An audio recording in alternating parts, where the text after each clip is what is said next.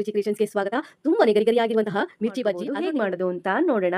ನಾನಿಲ್ಲಿ ಮೆಣಸಿನಕಾಯಿನ ವಾಶ್ ಮಾಡಿ ಬೀಜ ತೆಗೆದು ಕಟ್ ಮಾಡಿ ಇಟ್ಕೊಂಡಿದ್ದೀನಿ. ಒಂದು ಮೆಣಸಿನಕಾಯಿಯನ್ನ 4 ಭಾಗ ಮಾಡ್ಕೊಂಡಿದ್ದೀನಿ. ನಿಮ್ಗೆ ಹೇಗೆ ಬೇಕು ಹಾಗೆ ಕಟ್ ಮಾಡ್ಕೊಳ್ಳಿ. ಕಟ್ ಮಾಡ್ಕೊಂಡಿರುವಂತಹ ಮೆಣಸಿನಕಾಯಿಗೆ ನಾನಿಲ್ಲಿ 2 ಚಮಚ ಆಗುವಷ್ಟು ಹುಣಸೆ ಹಣ್ಣಿನ ರಸನ ಸೇರಿಸ್ಕೊಳ್ತಾ ಇದ್ದೀನಿ. ನೀವಿಲ್ಲಿ ನಿಂಬೆಹಣ್ಣಿನ ರಸ ಸೇರಿಸ್ಕೋಬಹುದು ಅಥವಾ ಹುಣಸೆ ಹಣ್ಣಿನ ರಸನ ಸೇರಿಸ್ಕೋಬಹುದು.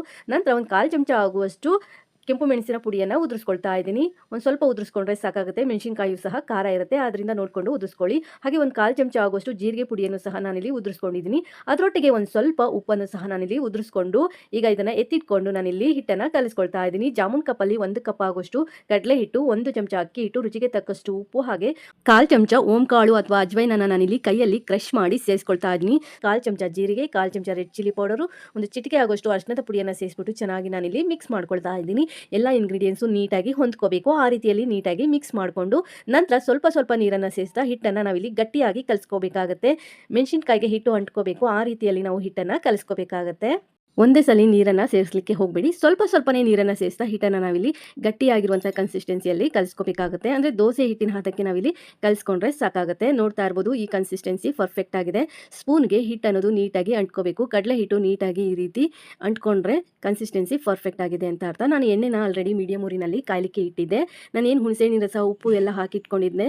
ಮೆಣಸಿನಕಾಯಿನ ಒಮ್ಮೆ ಚೆನ್ನಾಗಿ ಮಿಕ್ಸ್ ಮಾಡಿಕೊಂಡು ನಂತರ ಕಡಲೆ ಹಿಟ್ಟಲ್ಲಿ ಮೆಣಸಿನಕಾಯನ್ನು ಅದ್ಬಿಟ್ಟು ಎಣ್ಣೆಗೆ ಸೇರಿಸ್ಕೊಳ್ತಾ ಇದ್ದೀನಿ. ನಾನಿಲ್ಲಿ ಒಂದು ಮೆಣಸಿನಕಾಯಲ್ಲಿ 4 ಭಾಗ ಮಾಡ್ಕೊಂಡಿದ್ದೀನಿ. ನಿಮಗೆ ಹೇಗೆ ಬೇಕೋ ಹಾಗೆ ಕಟ್ ಮಾಡ್ಕೋಬಹುದು. ನಂತರ ಎಣ್ಣೆಗೆ ಮೆಣಸಿನಕಾಯಿನ ಸೇರಿಸಿ ಒಂದು 10 ಸೆಕೆಂಡು ಹಾಗೆ ಬಿಟ್ಬಿಡಿ. ಅದೊಂದು 10 ರಿಂದ 15 ಸೆಕೆಂಡ್ ಆದಮೇಲೆ ಮೆಣಸಿನಕಾಯಿನ ತಿರುವಾಕಿ ಎಲ್ಲ ಕಡೆನೂ ಹೊಂಬಣ್ಣ ಬರೋ ರೀತಿಯಲ್ಲಿ ಫ್ರೈ ಮಾಡ್ಕೋಬೇಕಾಗುತ್ತೆ. ನಾನಿಲ್ಲಿ ಅರ್ಧ ಭಾಗ ಫ್ರೈ ಮಾಡಿ ಎತ್ತಿಟ್ಕೊಳ್ತಾ ಇದ್ದೀನಿ.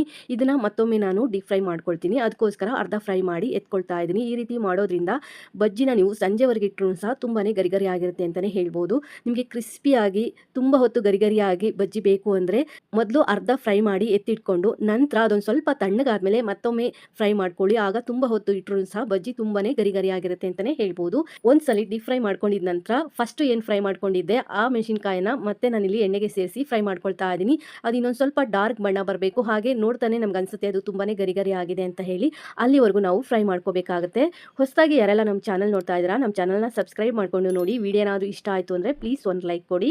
ನೋಡ್ತಾ ಇರ್ಬೋದು, ಈ ರೀತಿ ಗರಿ ಆಗೋವರೆಗೂ ಫ್ರೈ ಮಾಡಿ ಎತ್ತಿಟ್ಕೊಂಡು ಸೆಕೆಂಡ್ ರೌಂಡ್ ನಾವೇನು ಫ್ರೈ ಮಾಡ್ಕೊಂಡಿರ್ತೀವಿ ಆ ಬಜ್ಜಿಗಳನ್ನು ಸಹ ಸೇರಿಸ್ಬಿಟ್ಟು ನಾವು ಕ್ರಿಸ್ಪಿ ಆಗೋವರೆಗೂ ಚೆನ್ನಾಗಿ ಫ್ರೈ ಮಾಡ್ಕೋಬೇಕಾಗುತ್ತೆ. ಮೀಡಿಯಂ ಟು ಹೈ ಫ್ಲೇಮಲ್ಲಿ ಇಟ್ಕೊಂಡು ಸೆಕೆಂಡ್ ರೌಂಡ್ನ ಫ್ರೈ ಮಾಡ್ಕೊಳ್ಳಿ. ಒಂದ್ಸಲಿ ಎಣ್ಣೆ ಮೀಡಿಯಂ ಫ್ಲೇಮಲ್ಲಿ ಚೆನ್ನಾಗಿ ಕಾದ ನಂತರನೇ ಬಜ್ಜಿನ ಸೇರಿಸ್ಕೊಳ್ಳಿ.